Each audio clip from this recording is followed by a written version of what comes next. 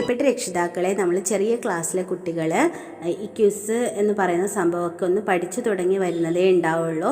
അപ്പോൾ കുട്ടികൾക്ക് വായിക്കാൻ അറിയാത്ത മക്കൾക്ക് വേണ്ടിയിട്ടാണ് ഈ ഒരു വീഡിയോ തയ്യാറാക്കിയിരിക്കുന്നത്. അപ്പോൾ നിങ്ങൾ എന്താ ചെയ്യേണ്ടതെന്ന് വെച്ച് കഴിഞ്ഞാൽ, ഈ വീഡിയോയുടെ താഴെയുള്ള നീല ലിങ്ക് നിങ്ങളൊന്ന് പ്രസ് ചെയ്യുക. എന്നിട്ട് ഓപ്പൺ ചെയ്ത് കഴിഞ്ഞാൽ നിങ്ങൾക്ക് ഇതുപോലെയുള്ള ക്വിസിൻ്റെ പേജിൽ എത്താൻ പറ്റും. അപ്പോൾ മക്കളെ കൊണ്ട് തന്നെ വായിപ്പിക്കാൻ ശ്രമിക്കുക. നിങ്ങൾക്ക് കൈ 2 വിരൽ വെച്ച് സ്ക്രീൻ ഇങ്ങനെ സൂം ഇന്നും സൂം ഔട്ടും ചെയ്യാൻ പറ്റും.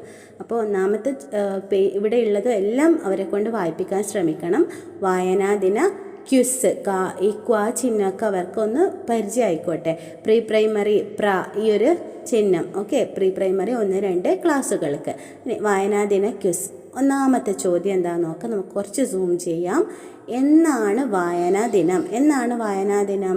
അപ്പോൾ ഇവിടെ ഒരു ഹിൻഡ് നമുക്ക് തന്നിട്ടുണ്ട്. ഇത് ഏതോ ഒരു മാസത്തിൻ്റെ കലണ്ടറാണ്, ജൂൺ മാസത്തിൻ്റെ കലണ്ടറാണ്. അതുപോലെ തന്നെ ഏതോ ഒരു തീയതി മറച്ച് വെച്ചിട്ടുണ്ട്. 18 കഴിഞ്ഞ് വരേണ്ട തീയതിയാണ്, 20 മുമ്പേ വരേണ്ട തീയതിയാണ്. അപ്പോൾ ഏതാണ്? 19 അല്ലേ? അപ്പോൾ ജൂൺ 19 ആയിരിക്കും ഉത്തരം. അങ്ങനെയുള്ളൊരു ഉത്തരം ഇതിലുണ്ടോ നോക്കാം. ജൂലൈ 19 അല്ല, സെപ്റ്റംബർ 19 അതും അല്ല, ജൂൺ 19. ഓക്കെ, അപ്പോൾ അതാണ് ശരി. ഇനി ആഗസ്റ്റ് 19 ഇത് അവർ വായിച്ചോട്ടെ. ഓക്കെ, അപ്പോൾ ആഗസ്റ്റ് 19 അല്ല. ഇനി നിങ്ങളുടെ ഇഷ്ട കഥാപാത്രമായ ഈ കുട്ടിച്ചാത്തൻ ആരാണ്? കുട്ടിച്ചാത്തനെ കണ്ടപ്പോൾ തന്നെ നിങ്ങൾക്ക് ആളെ കിട്ടി. ഒന്ന് വായിച്ചു നോക്കാം നമുക്ക്. ഓപ്ഷൻ: ലുട്ടാപ്പി, ഡാകിനി, മായാവി, സൂത്രൻ. ആരത്? മായാവി അല്ലേ. ഇനി അടുത്ത ചോദ്യം: നാം വായിക്കുന്നത് എന്തിനു വേണ്ടിയിട്ടാണ്? ഒന്നാമത്തത് രസിക്കാൻ ആണല്ലോ, അപ്പം അതായിരിക്കും ശരി. രണ്ടാമത്തത് പഠിക്കാൻ. അതെ, പഠിക്കാനും നമ്മൾ വായിക്കുന്നു. പക്ഷെ ഒന്നിൽ മാത്രമേ നമുക്ക് ഉത്തരത്തിന് ശരി കൊടുക്കാൻ പറ്റൂ. അപ്പോൾ അതിനേക്കാൾ നല്ലതുണ്ടോ നോക്കാം. അറിവ് നേടാൻ, അതും ശരിയാണല്ലോ. ഇവയെല്ലാം, അപ്പോൾ ഏതാ ശരി? ഇവയെല്ലാം എന്നതാണ് ശരി അല്ലേ. എല്ലാം നമ്മൾ വായിക്കുന്നത് രസിക്കാനാണ്, പഠിക്കാനാണ്, അറിവ് നേടാനാണ്, എല്ലാമാണ് അല്ലേ. എല്ലാ കാര്യങ്ങളും നമുക്ക് വായനയിൽ കിട്ടും. ഇനി വായിക്കാൻ രസമുള്ള ഇത്തരം കഥകളാണ്. ഇങ്ങനെയുള്ള കഥകൾ നിങ്ങൾ കണ്ടിട്ടുണ്ടല്ലോ. ഇതിനെന്താ പേര് പറയുക? നമുക്ക് നോക്കാം. നോവൽ എന്ന് പറഞ്ഞാൽ മക്കളെ വലിയ ബുക്കിൽ നിങ്ങൾ കണ്ടിട്ടുണ്ടാവും. നിങ്ങളുടെ രക്ഷിതാക്കളൊക്കെ വായിക്കുന്ന ഒരുപാട് പേജുള്ള ബുക്കിൽ ഒരുപാട് വലിയ കഥയാണ് നോവൽ. അതിൽ ചിത്രമൊന്നും ഉണ്ടാവില്ല. പിന്നെ കവിത എന്ന് പറഞ്ഞാൽ കുഞ്ഞു കുഞ്ഞു പാട്ടുകൾ, അതാണ് കവിത. പിന്നെ ഡയറി എന്ന് പറഞ്ഞാൽ നമ്മൾ ആ ഒരു ദിവസം രാവിലെ തൊട്ട് വൈകുന്നേരം വരെയുള്ള കാര്യങ്ങളൊക്കെ എഴുതുന്നതാണ് ഡയറി.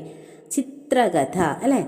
ചിത്രകഥയാണ് ഈ ഒരു ചിത്രകഥ. ഒരുപാട് ചിത്രങ്ങളും കൂടെ ഉൾപ്പെട്ടിട്ടുള്ള കഥകളാണ് ചിത്രകഥകൾ. ഇനി ഇദ്ദേഹത്തിൻ്റെ ഓർമ്മക്കാണ് നാം വായനാ ദിനം ആഘോഷിക്കുന്നത്.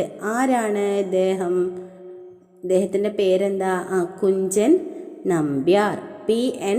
പണിക്കർ, വൈലോപ്പിള്ളി, ONV കുറുപ്പ്. ഇദ്ദേഹം ആരാണ്? ഇദ്ദേഹമാണ് P.N. പണിക്കർ. അപ്പോൾ ഇവിടെ P.N. ഉണ്ടോ? ഉണ്ട്. അപ്പോൾ അതാണ് കറക്റ്റ്. ഇനി നമുക്ക് എല്ലാവർക്കും അറിയുന്ന ഒരു പാട്ടിനെ കുറിച്ചാണ്. കാക്കേ കാക്കേ കൂടെവിടെ. ഇത് എഴുതിയ ഇദ്ദേഹത്തിൻ്റെ പേരെന്താണ്? ഇതാരാണ് ഈ കാക്കേ കാക്കേ കൂടെവിടെ എഴുതിയത്? നമുക്ക് ഓപ്ഷൻസ് വായിക്കാം. കുമാരനാശാൻ അല്ല ഇത്. വള്ളത്തോളും അല്ല ഇത്. ഉള്ളൂർ S. പരമേശ്വരയ്യർ. പരമേശ്വരയ്യറാണ് കറക്റ്റ്. ഇനി അത്ഭുത ലോകത്തേക്ക് പോയ ഈ പെൺകുട്ടി ആരാണ്? അത്ഭുത ലോകത്തേക്ക് പോയ ഈ പെൺകുട്ടി ആരാന്ന് നിങ്ങൾക്കറിയാം. ചിലപ്പോൾ അറിയാത്തവരുണ്ടെങ്കിൽ നിങ്ങൾ ഈ പെൺകുട്ടിയുടെ പേര് യൂട്യൂബിൽ സെർച്ച് ചെയ്ത് നോക്കാൻ നിങ്ങളെ രക്ഷിതാക്കളോട് പറഞ്ഞാൽ മതി. അപ്പോൾ ആ കഥ കാണാൻ പറ്റും. അല്ലെങ്കിൽ നിങ്ങളുടെ രക്ഷിതാക്കളോട് ചോദിച്ചാൽ മതി. ഒന്നാമത്തെ ഓപ്ഷൻ സിൻഡ്രല്ല അല്ല. ഡോറ ആണോ? അല്ല. ആലീസ്, ബോളി. ഓക്കെ, ഇതിൽ ആരാ കറക്റ്റ്? ആലീസാണ് കറക്റ്റ്. ആലീസ് ഇൻ വണ്ടർലാൻഡ് എന്ന് പറഞ്ഞിട്ടൊരു കഥയുണ്ട്. നിങ്ങൾക്ക് നിങ്ങൾ രക്ഷിതാക്കളോട് ചോദിച്ചു നോക്കാം. ഇനി ഒരു തൈ നടാം കൊച്ചുമക്കൾക്ക് വേണ്ടി. ഇത് ആരുടെ വരികളാണ്? ഈ ഒരു തൈ നടാം എന്നുള്ളത് ആരുടെ വരികളാണ്? ഇവർ നിങ്ങൾ പരിസ്ഥിതി ദിനത്തിലെല്ലാം കണ്ടിട്ടുണ്ടാവും. ആരാ ഇത്? കമലാ സുരയ്യ ആണോ? അല്ല. സരോജിനിയാണോ ഈ കവയിത്രി? അല്ല. സുഗതകുമാരി. യെസ്, ഏതാ കറക്റ്റ്? സുഗതകുമാരി. ഇനി ഈ ചിത്രത്തിൽ കാണുന്നതാണ് എന്താണ് ഈ ചിത്രത്തിലുള്ളത്? പുസ്തകങ്ങൾ. ബാ എന്നാണോ പറയുക? അല്ല, പുസ്തകങ്ങൾ. ഇതാണോ ശരി? അല്ല, ഇതിലുള്ളൊരു അക്ഷരത്തെറ്റുണ്ട്. പുസ്തകങ്ങൾ. ഈ കാ നമുക്ക് വേണ്ട, പുസ്തകങ്ങളാണ്. ഇതൊന്നുമല്ല, അതൊന്നുമല്ല, പുസ്തകങ്ങൾ തന്നെയാണ് കറക്റ്റ്. ഇനി അടുത്തത്, എഴുതിയത് ആര്? വായിച്ചാലും വളരും, വായിച്ചില്ലേലും വളരും. വായിച്ചാൽ വിളയും, വായിച്ചില്ലേൽ വളയും. ഇതാരെ എഴുതിയത്? ഒന്നാമത്തെ ഓപ്ഷൻ വൈക്കം മുഹമ്മദ് ബഷീർ. അല്ല, ഇദ്ദേഹം അല്ല കേട്ടോ എഴുതിയത്. പിന്നെ ONV കുറുപ്പ്, ഇദ്ദേഹം അല്ല ഇത് എഴുതിയത്. ഇത് നോക്കി, കുഞ്ഞുണ്ണി മാഷ്. കുഞ്ഞി കവിതയല്ലേ, അപ്പോൾ ആരെഴുതിയത്? കുഞ്ഞുണ്ണി മാഷാണ് എഴുതിയത്. ഇത്ര ആയിക്കഴിഞ്ഞാൽ നമുക്ക് നെക്സ്റ്റ് കൊടുക്കാം.